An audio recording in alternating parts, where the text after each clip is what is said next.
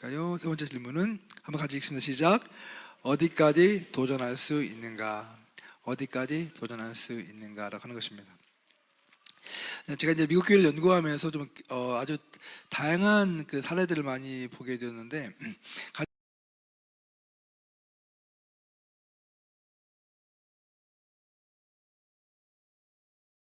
가장 이제 인상적인 사례 중에 하나가 이런 교회였습니다. 이게 좀 비슷한 교회인데 시작된 교회 공동체인데 아까 우리 낮에 잠깐 본 것처럼 이렇게 가정교회 중심으로 해서 복음을 전하고 또 훈련시키고 교회를 확산시키는 그런 사역을 하고 있습니다. 근데 이 사역을 이제 보니까 몇 가지 특징이 뭐냐면 여기는 이제 어느 하나님께서 이제 대형 교회에서 이 목사님이 사역을 하고 있었는데 그런 질문을 하셨어요. 어떻게 하면 너의 삶을 통해서 복음을 전하는 그런 삶을 살 수 있겠니? 네가 있는 그 세이프티 존을 벗어나서 어떻게 복음을 증거하는 삶을 살 수 있겠니? 이런 도전을 받고 기도하면서 하나님, 제가 이 미국에서 가장 복음이 필요한 도시에 가서 교회를 개척하고 복음을 전하는 삶을 살겠습니다. 이렇게 이제 그런 기도를 드려요. 그리고 하나님께서 이 마음에 주신 교회가 지역이 어디였냐면 시애틀이라고 하는 지역이었습니다. 혹시 시애틀 가보신 적 있으십니까? 아시죠? 시애틀의 잠 못 이루는 밤. 그래서 되게 아름다운 도시인데 되게 세속화가 많이 진행되어 있고 기독교율이 미국에서 가장 낮은 그런 도시 중에 한 곳입니다. 근데 이곳에 이제 가는데 혼자 가지 않고 주변에 있는 성도들에게 이제 편지를 보냈습니다. 제가 이런 마음을 가지고 새로 교회를 개척하려고 하는데 혹시 저랑 같이 가서 교회를 개척하실 분 있으면 같이 가자고. 그런데 한 5가정이 이 사이에 같이 참여를 하게 됩니다. 그래서 시카고에 있던 분들인데 짐을 다 싸들고 직장을 그만두고 이 5가정이 같이 시애틀에 가가지고 같이 이제 거기서 사역을 하기 시작했어요. 근데 뭐 사역이라기보다는 그냥 삶을 같이 나누면서 교회를 개척하는데 가자마자 뭐 교회 건물을 빌리고 또 예배를 드린 것이 아니라 일상의 삶에서 그들이 매일같이 이제 일을 마치고 나서 가정집에 모여서 같이 식사를 나누면서 주변의 이웃들을 이제 초청하기 시작했습니다. 식탁 교제를 통해서 이웃들을 초청해서 같이 밥을 먹고 그리고 이제 예수 얘기 하나도 안 하고 그냥 좋은 이웃이 되는 것입니다. 좋은 시간을 갖고 일상의 삶을 나누고 친구가 되고 그러다가 어느 날 이제 이분들이 물어보게 되는 것이죠. 당신 정체가 뭐냐고. 그랬더니 그때 이제 사실은 우리가 예수 믿는 사람이고 예수님의 사랑을 당신에게 나누고 싶다 이런 이제 고백을 하니까 이분들이 그럼 당신이 믿는 그 예수님을 좀 더 알려달라 이런 시간이 오게 된 거예요. 그래서 이제 이렇게 해서 복음을 전하기 시작해서 이제 조금씩 그렇게 예수를 믿는 사람들이 생기게 되었고 그리고 나서 이제 그런 공동체를 다시 이렇게 이제 분가시켜서 교회를 계속 확산시키기 시작했습니다.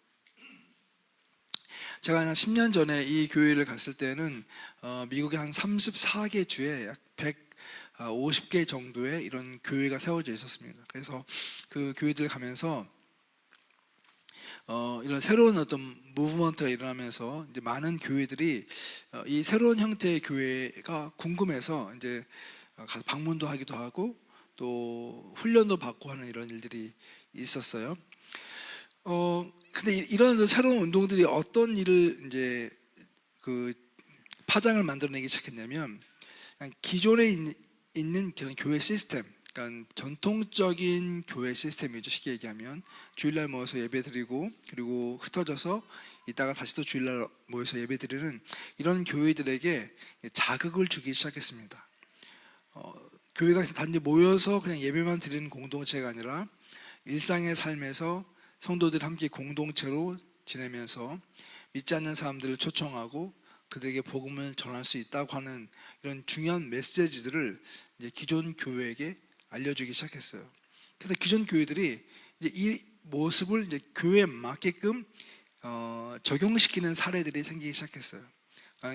교회의 모습이지만 이 교회 안에 있는 많은 성도들이 있는데 이 성도들을 단지 썬데이 크리스천으로 머물게 하는 게 아니라 일상의 삶에서 그들이 같이 선교적인 삶을 살 수 있도록 하는 그런 공동체적 사역을 하는 교회들이 많아지기 시작을 했습니다. 그러면서 교회에 새로운 어떤 다이나믹이 생기기 시작했어요. 여러분 한번 생각해 보세요. 만약에 교회가 일상의 삶을 통해서 성도들이 함께 소그룹으로 모여서 삶을 같이 나누고, 그리고 믿지 않는 사람들을 만나고 그들에게 복음을 전하는 그런 소그룹들이 교회에 많아지고 있다고 한다면 교회의 다이나믹이 많이 바뀌지 않겠습니까? 그죠? 교회의 어떤 훈련의 내용이라든가 또 모임의 내용들도 굉장히 많이 달라지게 될 거예요. 그러면서 이제 자연스럽게 새로운 교회 형태들이 이제 미국에서 이제 생기기 시작했는데요.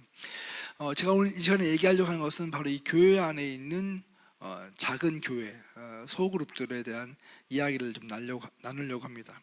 그래서 교회를, 선교적 교회를 이야기할 때 우리가 미셔널 처치라고 이야기하는데, 다른 말로 이야기하면 우리가 하나님 나라의 백성으로서 부름받고 보냄받은 그런 공동체라고 하는 개념에서 볼 때 교회는 미셔널 커뮤니티, 선교적인 공동체다, 이렇게 이야기할 수가 있습니다. 교회에 대한 정의가 여러 가지가 있겠지만 좀 더 이런 실천적인 의미에서, 사명적인 의미에서 교회의 정의를 내리면 이렇게 내릴 수가 있습니다. 같이 한번 읽어볼게요. 시작. 하나님의 선교적 사명을 실천하기 위해 그리스도를 따르는 제자들의 성령 공동체이다. 교회를 묘사하는 여러 가지 그런 표현들이 있습니다.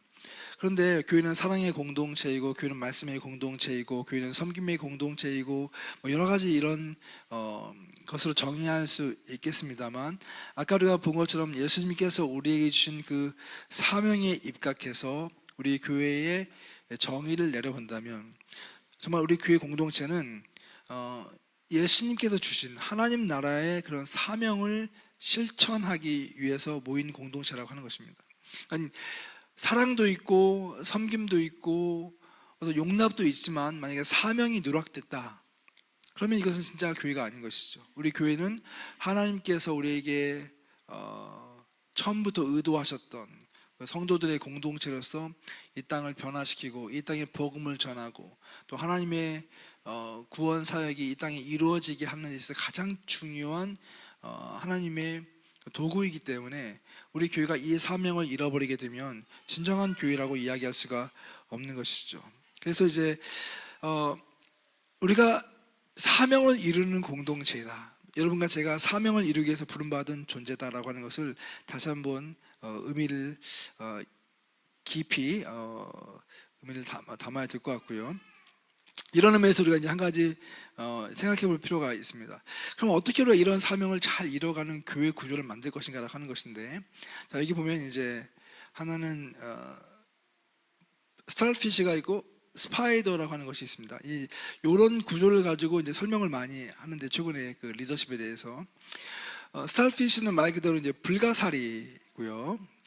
스파이더는 거미예요. 근데 이제 거미와 불가사리를 가지고 오늘날 현대 그 조직이 어떻게 이루어지고 있는가, 이런 리더십에 대한 이야기를 이제 많은 학자들이 이야기합니다. 과거에는 어떤 교회를 떠나서 일반 기업을 이야기할 때도, 조직을 이야기할 때도 탑 리더가 있고 그 밑에 있는 수많은 팔로워들이 있어서 탑 리더가 뭔가를 이야기하면 밑에 있는 팔로워들이 일사불란하게 움직이는 그런 구조를 좋은 조직이라고 생각을 했습니다. 근데 시대가 지나가면서 이런 조직이 갖고 있는 굉장히 큰 약점을 발견하게 되었어요. 우리가 경험하는 것들입니다. 그건 뭘까요?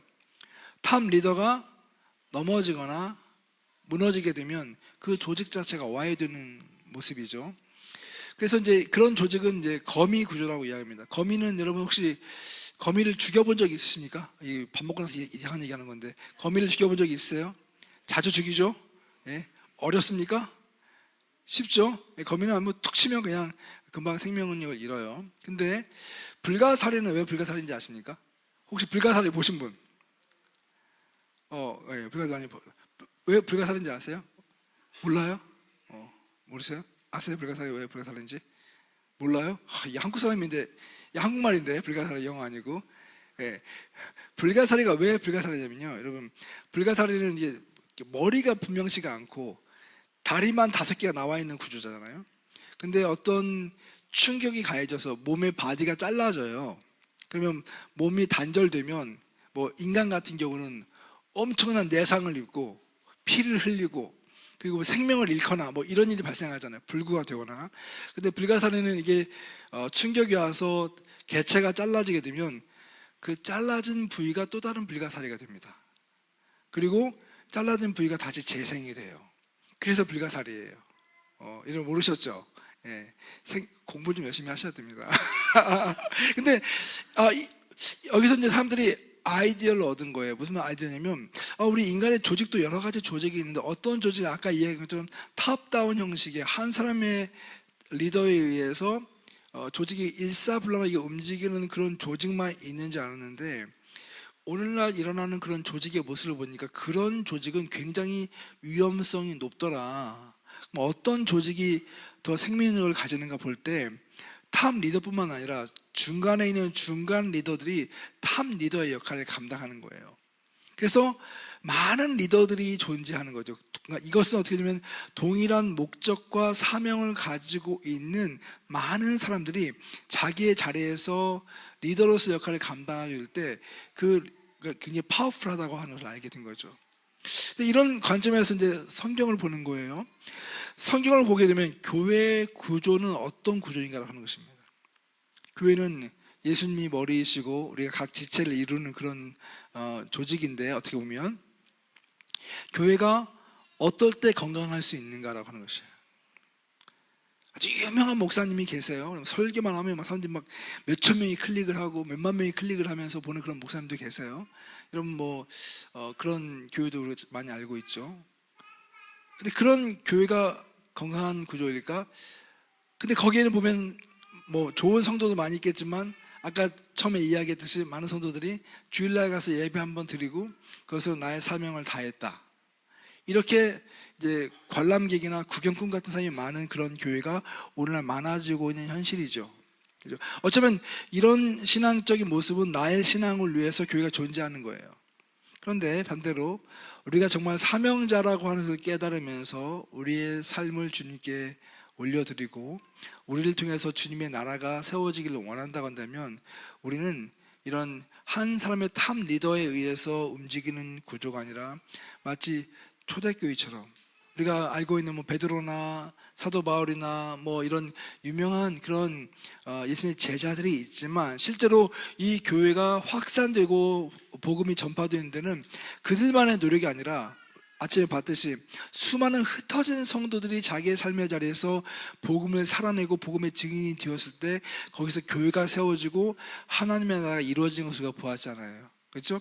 그렇다고 한다면 오늘날 우리의 시대에도 우리 성도들이 자기의 어떤 사명을 회복한다고 하는 것은 내가 한 사람의 크리스천으로서 또 하나의 교회로서 존재해야 된다고 하는 것을 알려주는 말씀이 되는 것이죠. 그래서 탑다운 형식이 아니라 어떻게 하면 좀 더 수평적이면서도 동시에 성도 한 사람 한 사람이 리더로서 존재할 수 있을 것인가, 이러한 것을 가능케 해주는 것은 미셔널 커뮤니티, 선교적 어떤 교회, 선교적 공동체의 모습이라고 저는 생각을 해요. 선교적 공동체라고 하는 것을 말하면 포괄적인 의미로는 아까 얘기했듯이 교회가 본질적으로 선교적 공동체라고 하는 것이죠. 우리 성도들이 모여있는 공동체가 교회이기 때문에 교회 자체가 큰 의미에서 선교적 공동체가 되어야 한다고 하는 것은 맞는 이야기예요.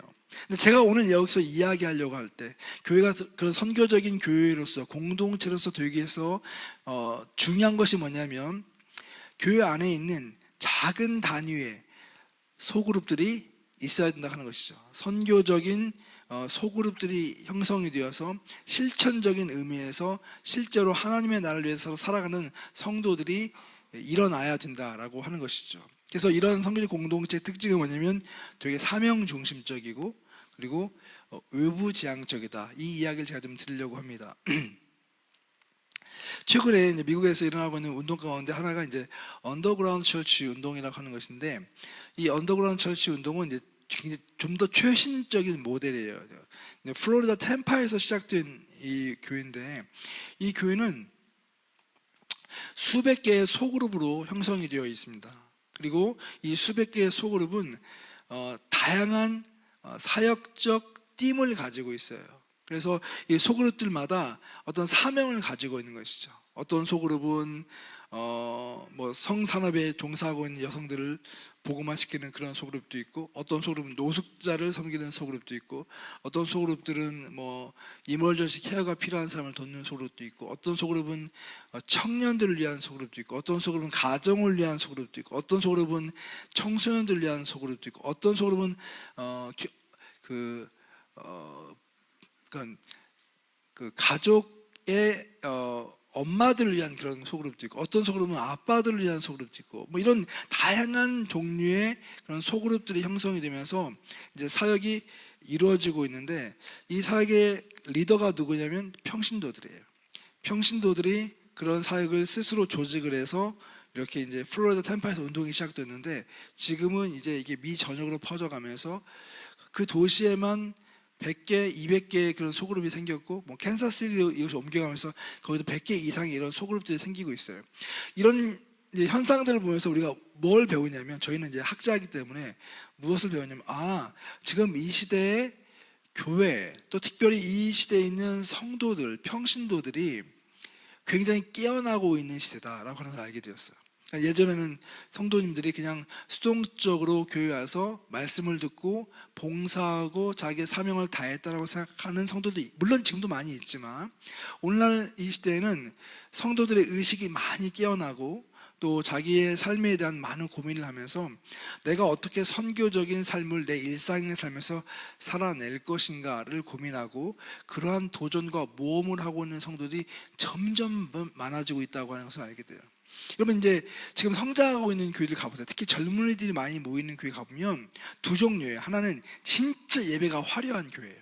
찬양팀이 너무너무 좋고, 그래서 막 자기가 영적인 그런 피를 막 발산할 수 있는 그런 교회 사람들이 많이 모여요.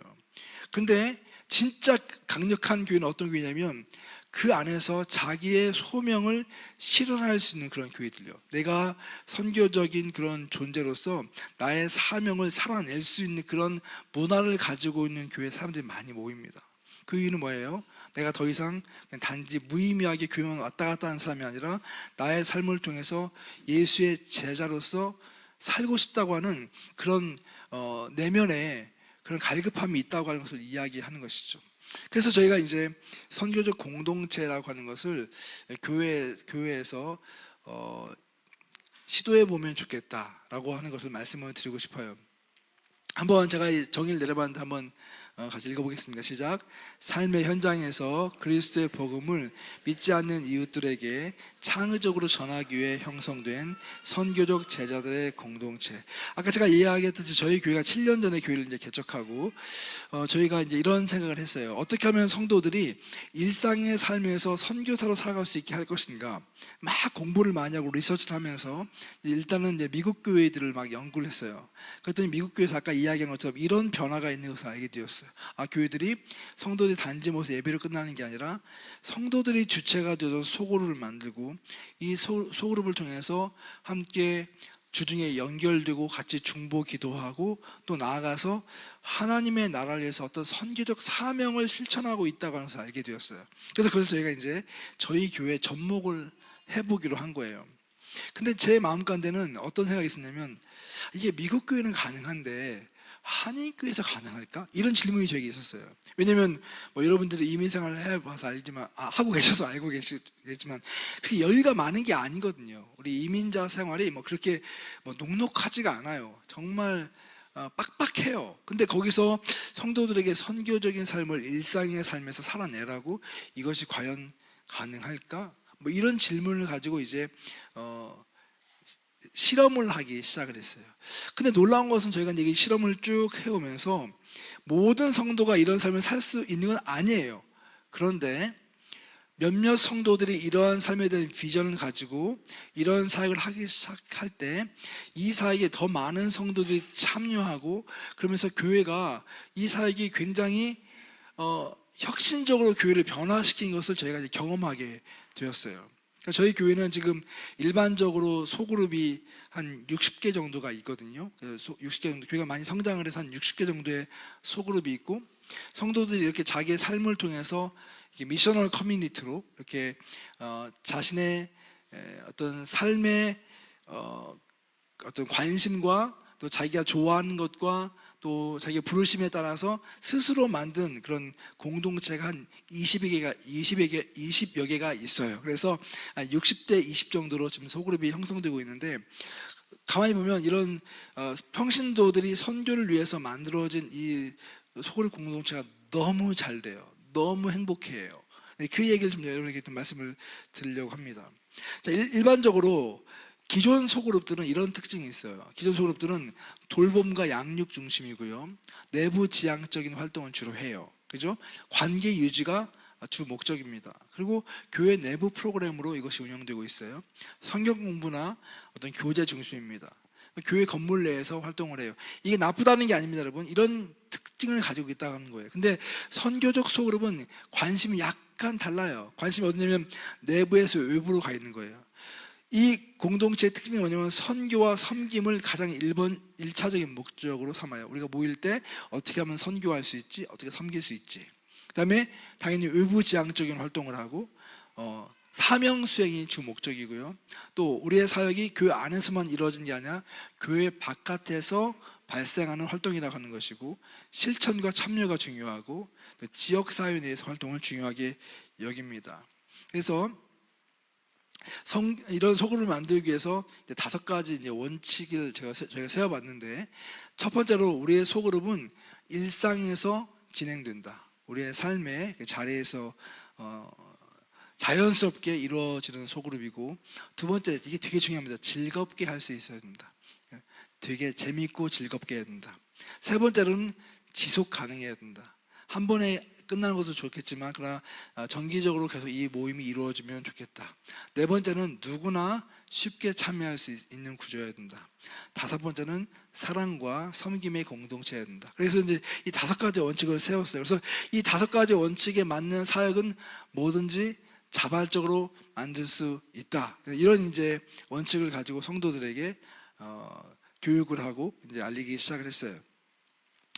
그래서 이제 근데 이것을 이제 이뤄가기 위해서는 리더가 중요하지 않겠습니까? 누군가 자원을 해서 이런 소그룹을 만들어야 될 거 아니에요. 그래서 이제 3가지를 질문합니다. 하나는 당신의 정체성이 무엇입니까? 당신은 선교사이십니까? 아까 우리가 이야기할 때 옆에 있는 분들에게 당신은 뭐예요? 하나님 나라의 선교사입니다. 이렇게 이야기했죠. 졸리신 분이 한 번도 안 계신 것 같은데 그래도 잠을 깨기 위해서 우리 옆에 있는 분에게 다시 한번 이야기해줘. 당신은 하나님 나라의 뭐예요?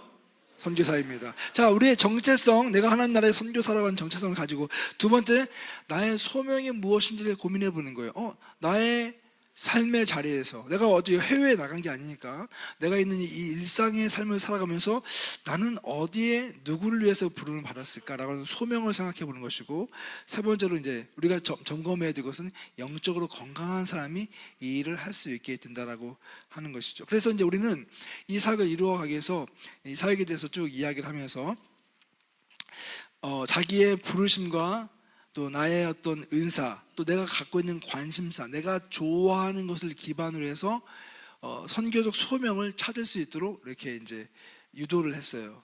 그랬더니 성도님 가운데서 내가 좋아하는 게 뭐지, 내가 잘할 수 있는 게 뭐지를 고민하는 사람들이 생겼어요. 그래서 이제 어떤 사람들은 난 되게 운동을 좋아하니까 이 운동을 매일같이 하는데, 뭐 선교하지 않아도 이 운동을 통해서 내가 사람들을 만나고 또 어떤 관계를 쌓는 것이 너무 익숙한 거예요. 그러면 이 운동이 선교적인 도구가 될 수 있을까? 이런 생각을 하는 거죠.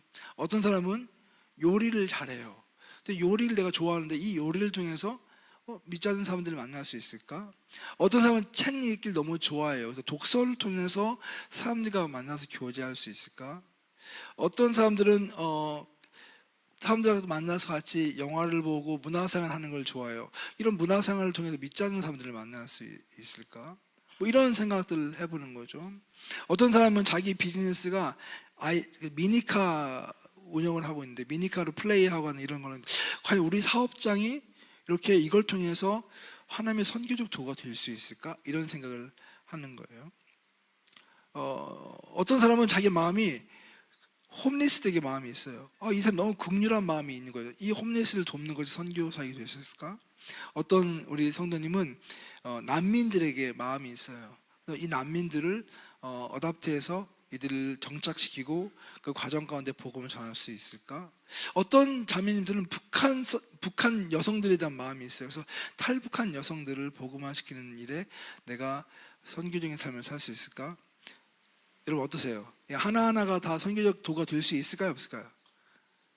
있어요? 그럼 여러분들이 한번 물어볼게요. 여러분도 좋아하는 거 있어요?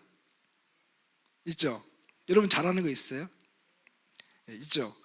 여러분이 잘하고 여러분이 좋아하는 그것이 선교적 도가 될 수 있는가를 한번 생각해 보는 거예요. 그리고 이 사역을 하면서 내가 이 사역에 한번 도전해 보고 싶다는 마음이 생기면 그것을 혼자 하는 게 아니라 함께 할 수 있는 사람들을 모집합니다. 그래서 우리 교회 내에서 한 2가정 내지 3가정 정도의 이런 사람들, 같이 동일한 어떤 관심사와 또 그런 사역을 하고 싶은 사람들을 보면, 단지 중요한 건 뭐냐면 이 모임이 친교의 모임으로 가서는 안 된다. 이게 분명한 원칙이에요. 그래서 이것을 통해서 우리가 정말 믿지 않는 사람들을 만나고 그 사람들에게 복음을 전하는 통로가 되겠다고 하는 사람들이 모이면 두세 가정 또는 서너 가정이 모여서 한 팀을 이루어서 사역을 할 수 있도록 시도를 했어요. 그리고 이제 이 팀을 통해서 전략을 만듭니다. 그래서 얼마에 한 번씩 만날 것이고 어떻게 믿지 않는 사람을 초청할 것이고 그리고 어떻게 이것을 진행할 것인가라고 하는 걸 통해서 이 사역을 실천하게 만들어 주었어요. 근데 이 사이에 이제 구체적인 그런 사역의 기준이 있는데 중요한 것은 우리가 믿지 않는 사람들과 또 세상을 향해서 열려 있는 그룹이기 때문에 여기 이제 나와 있는 것처럼 비신자, 믿지 않는 사람도 부담 없이 참여 가능한 그런 활동이면 좋겠다. 또 팀원들, 모여있는 사람들의 관심사와 은사에 연결된 사역이면 좋겠다. 또 지속 가능하고 관계 중심적인 활동이면 좋겠다. 단순하고 반복 가능한 리듬을 가진 사역, 또 자연스럽게 복음을 나눌 수 있는 그런 기회, 또 지역사회의 실제적 필요를 채워줄 수 있는 활동들, 문화적 맥락에서 적합한 접근법들, 또 복음의 본질을 담고 있는 그런 사역으로 이어져야 된다 하는 이런 이제 사역의 특징들을 가지고 이제 교육을 시켰어요. 여러분 기억 못해도 괜찮아요. 나중에 우리 목사님이 다 이런 교육시켜 주실 거니까. 근데 이제 이런 걸 통해 가지고 사역을 좀 나눠봤어요. 어떤 사역이 가능할 것인가. 그랬더니 어떤 사역은 되게 전문적인 사역이 필요해요. 소그룹이지만 전문적으로 뭐 예를 들면 교육 사업이라든가 아니면은 뭐 의료 법률 뭐 이런 전문적인 영역이라든가 아니면 뭐 해외 단기 선교라든가 또 이주민 사역이라든가 이런 것들은 어느 정도 규모가 필요하고 또 전문성이 필요한 그런 사역들이 있어요.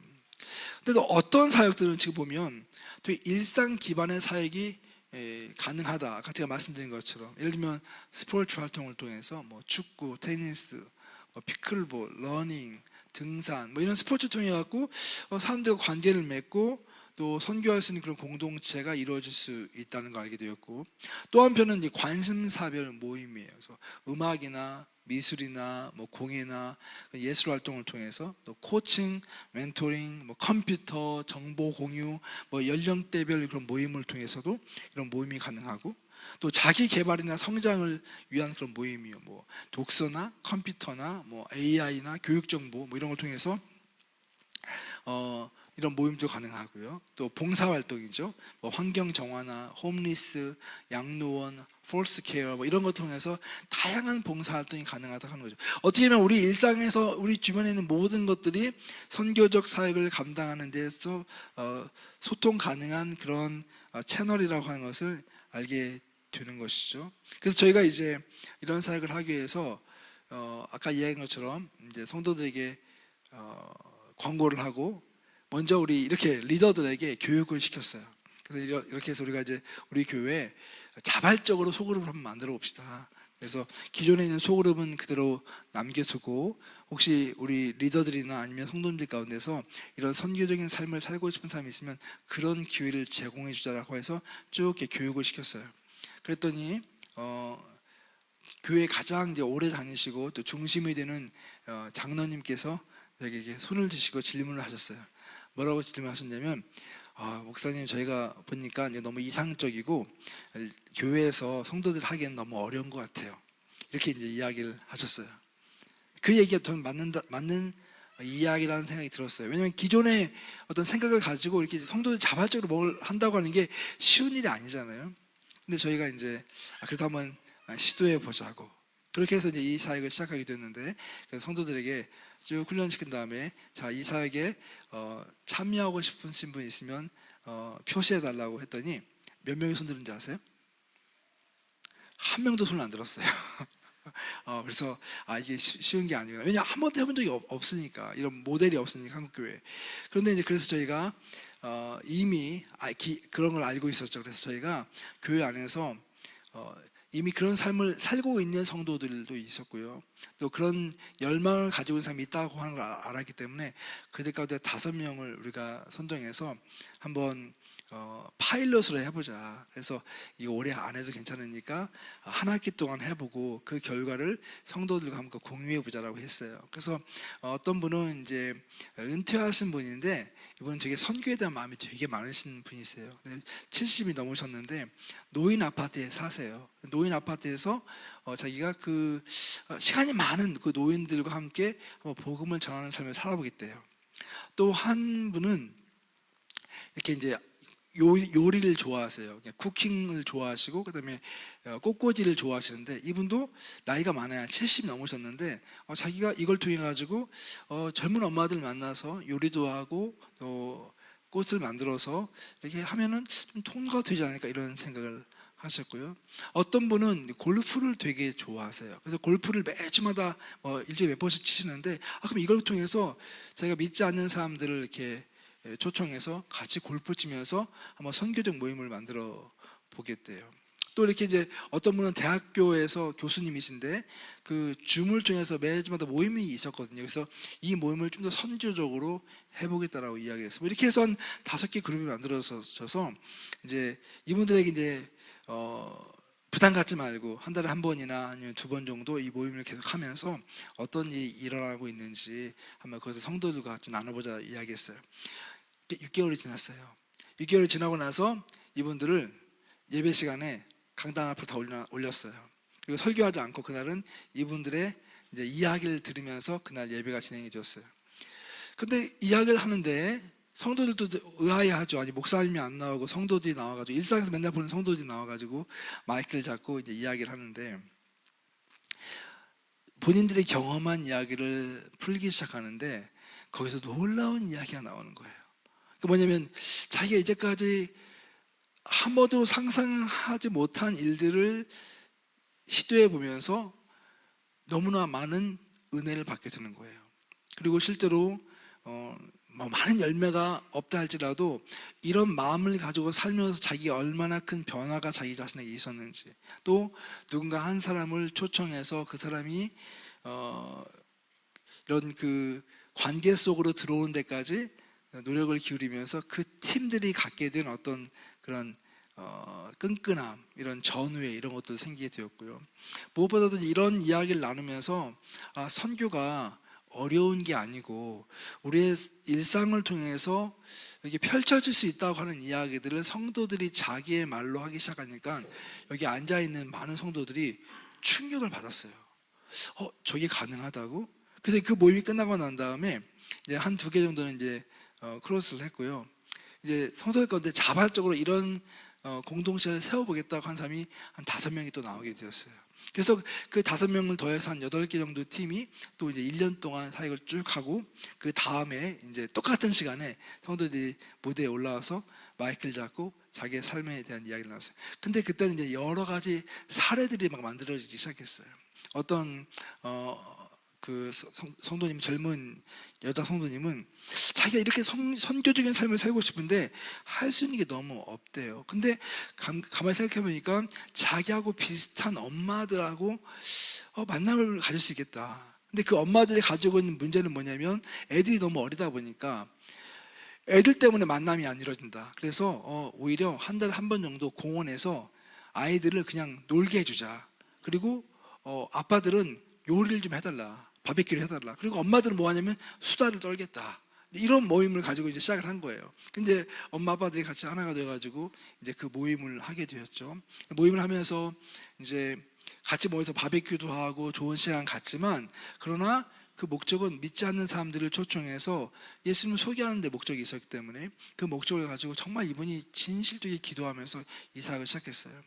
그 한 첫 번째 모임을 가질 때 저한테 와서 목사님 참여해 주세요 해서 갔더니 뭐 진수성탄이에요. 진짜 막 바비큐 하루 종일 못 먹을 만큼 많이 준비하셔가지고, 근데 막 있는데 문제는 뭐냐면 자기들이 초청하려고 한 사람이 안 왔어.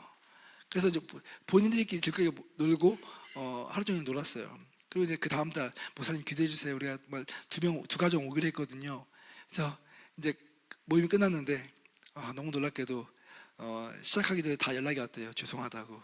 그래서 그날도 믿는 사람들끼리 모여서 자기들끼리 바베큐하고 막 놀고 먹었어요. 그게 한 서너 달 이어졌어요. 그랬더니 이 자매님이 전화가 왔어요. 목사님 그만둘까요? 이렇게 물어보더라고요. 그래서 제가 재밌어요? 너무 재밌대요. 할만해요? 계속 할만하대요. 그럼 계속 하세요.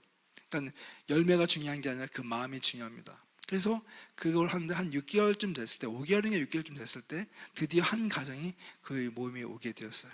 그리고 그 사람이 와서 마음을 활짝 열기 시작했어요. 그리고 아이들도 잘 케어해주고 또 엄마들 같이 얘기하고 아빠들도 같이 얘기하고 그러면서 그 모임에서 이제 예수를 믿는 일이 발생하기 시작했어요.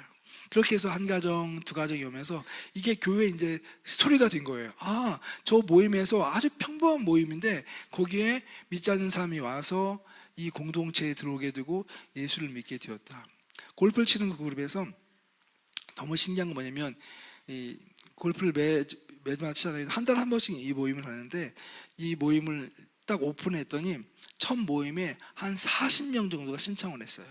40명 정도. 이 집사님이 참 열심히 하신 분이어가지고 그 40명을 10개 조로 나눠가지고 이제 어느 골프장을 예약을 해가지고 이 팀이 이제 하는 거예요. 그 가운데서 한 3분의 1 정도는 믿지 않는 사람들이 오게 되었어요. 그리고 이제 이 사람들이 와서 정기적으로 이 모임을 하면서 이 모임이 계속 커져가고 나중에 이 모임이 한 7, 80명까지 이제 멤버가 되었어요. 근데 믿지 않는 사람들이 와서 정기적으로 모임을 갖고 그리고 나서 제가 이제 한번 그 모임에 참석하게 되었는데 모임이 끝나고 나서 이제 같이 식사를 나누는데 처음 오신 분이 이런 얘기를 하는 거예요. 자기가 이제까지 수많은 골프 모임을 가봤지만 이렇게 나이스하고 이렇게 좋은 모임 처음 와봤대요. 웬만큼 치면 다 막 나이스 해주고 다시 치라고 해주고 웬만하면 컨시드 해주고 막 이러니까 거기서 막 이 사람들이 용기를 얻고 내 자존감이 높아지는 이 그룹이라고. 근데 그 가운데서 한 분이 정말 가정적으로도 문제가 있고 어려운 분이었는데 이분이 이 모임을 통해서 교회에 나오기 시작하고 세례를 받는 일이 발생했어요. 그러니까 이런 이야기가 전해지면서 성도들 가운데서 선교라고 하는 게 이렇게 뭐 어려운 게 아니네. 우리 일상의 삶을 통해서 이런 것을 할 수 있네 하는 생각들이 이제 만들어지기 시작했거든요. 그러면서 저희 교회에 지금 아까 말한 것처럼 한 20개 정도 이상의 이런 소그룹들이 형성이 되어지게 되었어요.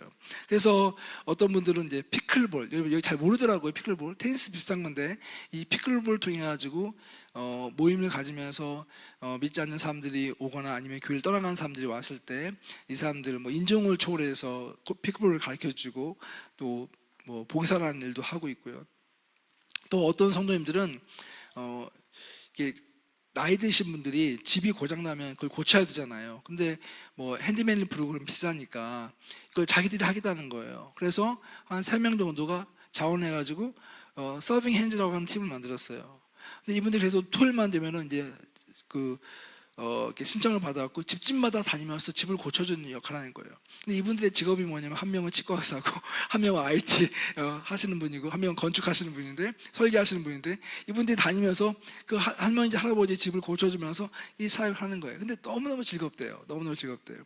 또 어떤 분들은 뭐 러닝 마라톤 하는데 이게 난리가 아니에요. 난리가 아니에요. 이거 하는데 처음 모임 갔더니 제가 갔더니 한 50명 모여있더라고요. 달리기 한다고. 그러니까 건강에 관계된 거니까. 근데 그러면서 이제 사람들이 와서 같이 마라톤을 하고 뭐 요즘은 젊은 사람 나이 드신 분한 팀을 나눠가지고 5km짜리 7km짜리 10km짜리 마라톤 대회도 나가고 그래서 막 건강해지면서 또 사람들이 교회를 떠나간 사람들이 교회에 오는 일도 발생하게 되고요. 또 어떤 북클럽도 있고 또 아까 이야기한 노인 아파트에서 이분은 지금 나이가 너무 많이 들어서 남편이 아파서 이 사람이 잠깐 중단되었는데 너무나 얼마나 훌륭하냐면 이분이 그 매주 토요일마다 그 주변에 있는 그 할아버지 할머니들 집으로 모셔오는 거예요. 그래서 같이 음식을 같이 먹고 그리고 건강에 대한 세미나를 해요. 그리고 할머니 할아버지들이 필요한 그런 IT, SNS나 아니면 핸드폰 사용법을 가르쳐줘요. 그러면서 매주마다 뭔가를 만들어서 하는데 제가 갔더니 한 35명이 앉아 있는 거예요. 매주마다. 그분들의 음식을 서빙하기 위해서 몇 명의 집사람들이 같이 모여서 음식을 나누고 그리고 같이 나중에 예배를 드리고 이 교회가 된 거예요. 교회가 된 거예요. 뭐 이런 사역을 하시는 분도 계시고요. 뭐 아까 얘기했듯이 이제 어떤 자매들은 북한 사역에 대한 마음이 있는데 어떻게 사역이 시작되게 됐냐면 탈북민을 돕고 있는 어느 한 목사님을 알게 되는데 이 목사님이 탈북한 여성들을 줌으로 만나서 매주 한 번씩 1시간씩 예배 드리는 그런 시스템을 만들었어요. 근데 이게 어떻게 가능하냐? 탈북한 여성들이 너무 먹고 살기 힘든 거예요. 그러니까 이 모임에 오면 한 달에 한 번씩, 아니지, 일주일에 한 번씩 한 달에 4번 모임을 갖게 되면 5만 원을 줘요. 5만 원. 한국 돈으로. 그 5만 원이 필요해서 온 사람들, 그러니까 예수 믿는 사람들이 아니라. 근데 우리 자매들이 그 얘기를 듣고 이 모임에 한 7, 8명의 자매들이 이 사역에 헌신하게 되었어요. 근데 이 자매들이 얼마나 훌륭하냐면 우리는 미국에 살고 있고 탈북민들은 저 중국에 있으니까 삶의 자리도 다르고 또 사는 형편도 너무 다르잖아요. 근데 이분들은 젊은 엄마들이고 그분들은 좀 나이가 지긋이 있는 분들인데 첫 모임을 갖기 전에 저한테 그러는 거예요. 목사님, 너무 걱정돼요. 너무 두려워요. 딱 줌에서 만나는데 이분이 5만 원이 필요해서 오신 분들인데 과연 우리 이야기를 들을까요? 과연 우리가 예배를 드릴 수 있을까요? 그러면서 이분들이 엄청 기도를 한 거예요. 그러면서 딱 모임 가기 전날 저한테 하는 말이 무슨 너무 두려운데 근데 너무 놀라운 건 우리 마음이 너무 뜨거워요. 지금 당장이라도 북한 가라면 갈 것 같아요. 막 이런 마음으로 이제 모임을 가진 거예요. 근데 그 모임을 갖고 나서 이 자매들이 이런 얘기를 하는 거예요. 진짜 하나님께서 하신 일이라고. 근데 그분들하고 만나면서 이야기를 하는데 그들이 마음을 열기 시작하고 그리고 서로에 대한 안부를 묻기 시작하고 그러면서 이것이 1년이 되었더니 그분들이 너무너무 좋은 크리스천이 되어 있는 거예요. 그러면서 그분들이 또 다른 사람을 또 연결시켜서 지금 한 2기 그룹이 생겨서 한 15명 정도가 이사를 하고 있거든요. 그러니까 젊은 엄마들이 이사를 하고 있는데 이제 지난 연말에 이제 연말 모임을 가졌는데 남편들이 다 왔는데 남편들이 너무너무 좋아하는 거예요. 뭐라고 얘기하냐? 와이프가 이 모임에 가기 전에는 신경이 엄청 날카로워져 있대. 왜냐면 막 1시간 동안 예배를 인도해야 되니까. 근데 가면 한 2시간 반을 이야기하고 나온대요. 나오면 천사가 되어 있대. 그래서 이 모임 너무 좋은 모임이라고 이렇게 이제 이야기를 하면서 이 모임들이 이렇게 일상의 삶에서 이루어지는 거예요. 여러 가지 테니스 그룹도 있고요. 그 다음에 난민을 돕는 그런 그룹도 있고요. 또 대학교에서 이런 섬김을 하는 사람들도 있고, 아까 얘기했던 쿠킹과 플라워 하는 사람도 있고요. 여성 독서 클럽도 있고요. 사이클 타는 사람도 있고요. 어떤 사람은 영화를 통해서 매주마다 한 달에 한 번, 2번씩 영화를 보면서 같이 자기 집에서 영화도 보고 또 영화에 대한 이야기를 나누면서 신앙적인 이야기를 나누고 이런 일들도 있고요. 너무나 다양한 일들이 이런 사역들을 통해서 이루어지는 것을 보게 되었거든요. 근데 저는 이제 이 사역을 제가 해보면서 쉬운 건 아니에요. 근데 중요한 건 뭐냐면 여러분들이 여러분의 삶을 통해서 이런 선교적인 삶을 살 수 있다고 하는 것은 분명합니다. 그리고 한 명의 리더가 있을 때 그 리더를 중심으로 해서 팀이 이루어지게 되고 또 그 사역이 이루어질 때 성도들이 관심을 가지고 참여하게 되면 성도의 많은 숫자가 이 사역에 노출이 되는 것을 보게 되었거든요. 저희 교회 같은 경우는 20개 소그룹이 있고 각각 소그룹마다 참여하시는 분들이 어떤 소그룹은 서너 명이 되지만 어떤 소그룹은 30명, 40명 되는 이런 소그룹도 있거든요. 그러면은 전체로 놓고 본다면 몇백 명의 성도들이 이 사역에 참여하고 있다고 하는 이야기가 되거든요. 그러니까 선교적인 그 DNA가 깊어질 수밖에 없게 되는 것이죠. 그래서 이제 이런 사역들이 지금 여러 군데서 일어나고 있습니다. 뉴욕에 있는 뉴저지에 있는 필그림 선교교회 같은 경우도 굉장히 열심히 이 사역을 해서 거기는 성도들 가운데서 약 50% 성도들이 성교적 삶을 살기 위해서 목적을 삼고 있고 또 약 70%의 성도들이 아까 이야기한 그런 MC 또 그런 소그룹에 참여하게끔 만들고 있고요. 또 야심차게 100개의 선교적 사역팀을 세우겠다 이런 목표를 가지고 이런 사역을 아주 열심히 하는 그런 교회도 있고요. 혹시 여러분 한국에 만나교회 아십니까? 김병삼 목사님이 하시는 만나교회를 제가 목사님 작년에 만나러 갔는데 같이 밥 먹으러 이제 가다가 목사님 방에 이제 가려고 엘리베이터를 딱 탔어요. 근데 엘리베이터 갔더니 엘리베이터에 이런 게 딱 이제 올라가 있는 거예요. 금주의 소모임 안내. 그래서 여기 보니까 원데이 클럽 챌린지 3가지 종류의 소그룹이 있는데 이게 다 자발적인 소그룹이거든요. 제가 깜짝 놀랐어요. 아, 이 교회가 진짜 앞서가는 그룹이구나. 뭐냐면 원데이는 뭐냐면 딱 하루만 행사를 하는 거예요. 하루만 행사를 하는데 여기에 보면 뭐 여러 가지 무슨 뭐 영화를 본다거나 사이클을 탄다거나 아니면 음악 감상을 한다거나 뭐 이렇게 뭔가 딱 한 가지 아이템을 가지고 하루만 딱 모이는데 이 교회는 뭐 믿지 않는 사람들보다는 교회 성도들을 위한 그런 소그룹들이에요. 또 챌린지 같은 경우는 뭐냐면 뭐 일주일 혹은 뭐 2주, 한 달 동안의 기간을 가지고 같이 챌린지를 하는 거예요. 어떤 챌린지는 살 빼기 챌린지 한다거나 아니면 무슨 뭐 마라톤, 뭐 달리기 클럽을 한다거나 뭐 근육 만들기 한다거나 또 어떤 거 보니까 성도들 중심이니까 로마서 백독하기 뭐 이런 것도 있더라고요. 그렇게 해서 챌린지를 걸고 성도들이 거기에 참여하게 만드는 거예요. 그리고 또 어떤 것은 저희와 비슷하게 클럽을 가지고 클럽을 운영하면서 계속 하는 것을 보았거든요.